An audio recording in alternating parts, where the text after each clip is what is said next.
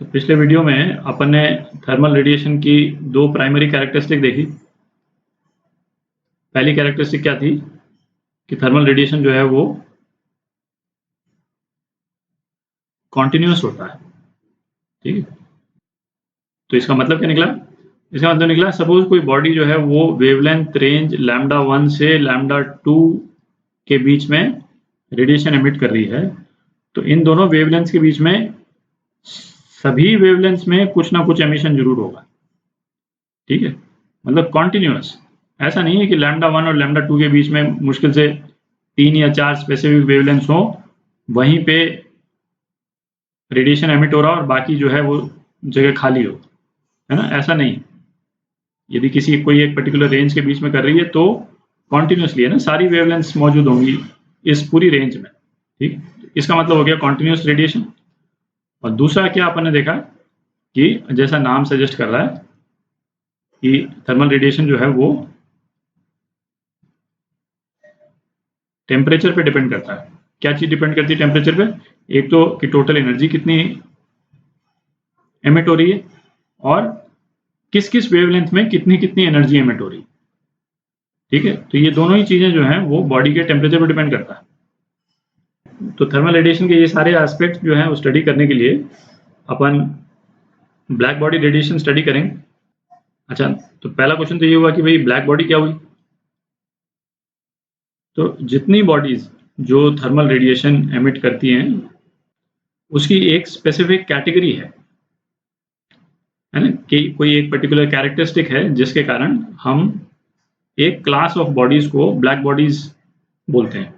ठीक है, तो ये समझने के लिए, है ना, कि हम किस कैटेगरी के बॉडीज को ब्लैक बॉडी बोलते हैं, ये देखना जरूरी है कि यदि किसी भी जनरल बॉडी पे यदि कोई रेडिएशन इंसिडेंट है ना, तो क्या होता है। तो उसको देखते हैं पहले। तो ये सपोज कोई भी एक जनरल बॉडी है, ब्लैक बॉडी नहीं है, कोई भी जनरल बॉडी है, उस पर यदि कोई रेडिएशन जो है वो इंसिडेंट है ना, तो टोटल एनर्जी जो है रेडिएशन की मैं QI लिख देता हूँ। ठीक है, तो यदि QI एनर्जी इंसिडेंट है तो ये दो तीन तरह से डिस्ट्रीब्यूट हो सकती है ना। एक पोर्शन जो है वो तो हो सकता है ट्रांसमिट हो जाए, उसको अपन QT बोल देते हैं। ठीक है, कोई एक पोर्शन हो सकता है जो रिफ्लेक्ट हो जाए, उसको अपन QR बोल देते हैं। ठीक है, और कोई पोर्शन हो सकता है जो एब्जॉर्ब हो जाए, ठीक है, उसको अपन QA बोल सकते हैं। अच्छा, अपन इसको बोल सकते हैं QI जो है वो QT plus QA plus QR के बराबर होगा, है ना, और तो कोई ऑप्शन है नहीं। अच्छा, अब कुछ टर्म्स को डिफाइन कर लेते हैं।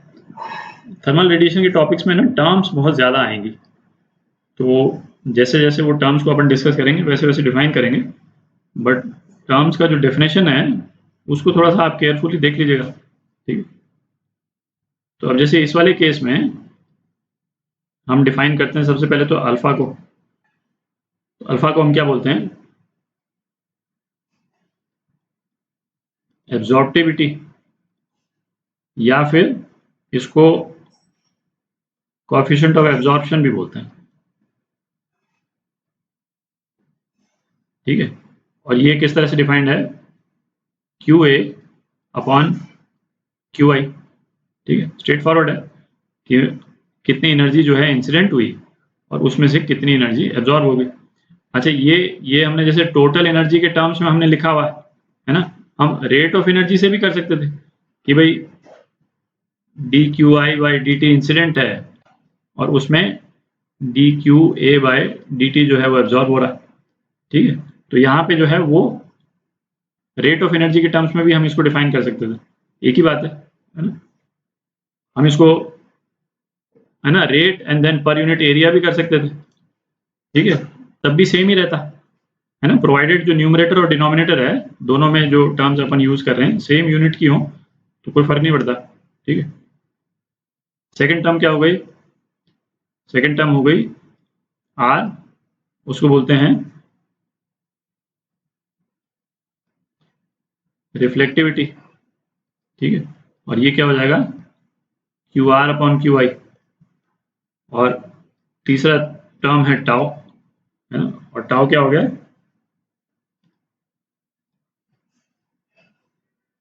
ट्रांसमिटिविटी, ठीक है, और ये हो गया Q T upon Q I. अच्छा, ये सारे रेशोज हैं, ये अल्फा आर और टाउ जो अपन ने ये किया, ये सारे रेशोज हैं और सभी की वैल्यूज लेस देन 1 है, ठीक है। और तीनों को यदि हम ऐड कर दें, alpha plus R plus tau, ये 1 के बराबर हो जाएगा, ठीक है। अच्छा, अब आप ये देखें कि हम थर्मल रेडिएशन जो है वो किस कंटेक्स्ट में पढ़ रहे हैं। अभी हम पढ़ रहे हैं इसको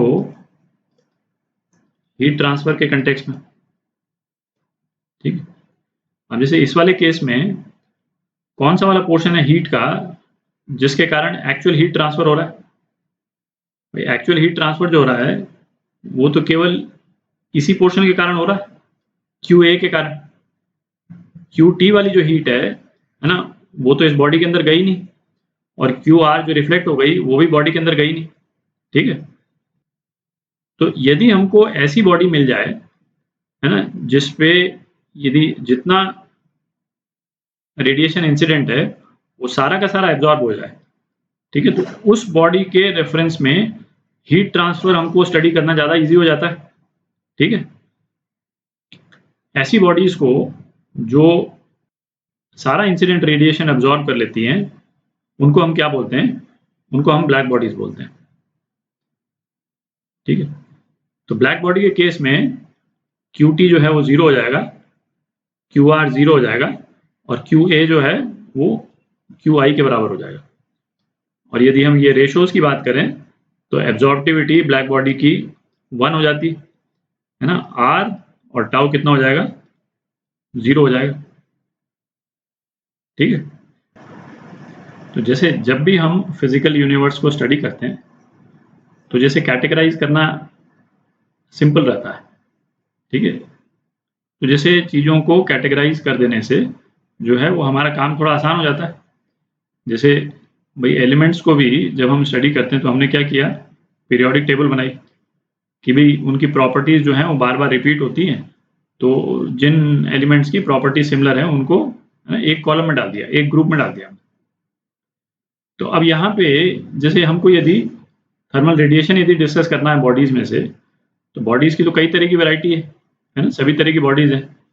तो हमको जनरलाइज्ड प्रिंसिपल्स जो हैं वो स्टडी करने हैं थर्मल रेडिएशन के। तो ब्लैक बॉडी स्टडी करने का एडवांटेज क्या हुआ, वो हुआ थर्मल रेडिएशन स्टडी करने के रेस्पेक्ट में कि भाई जैसे ब्लैक बॉडी के केस में जितना रेडिएशन, सपोज ये ब्लू वाली बॉडी जो है ब्लैक बॉडी है, तो उस बॉडी से क्यूटी की कैटेगरी का तो कोई रेडिएशन होगा ही नहीं, तो कोई भी ट्रांसमिटेड रेडिएशन उस बॉडी में से निकल नहीं सकता।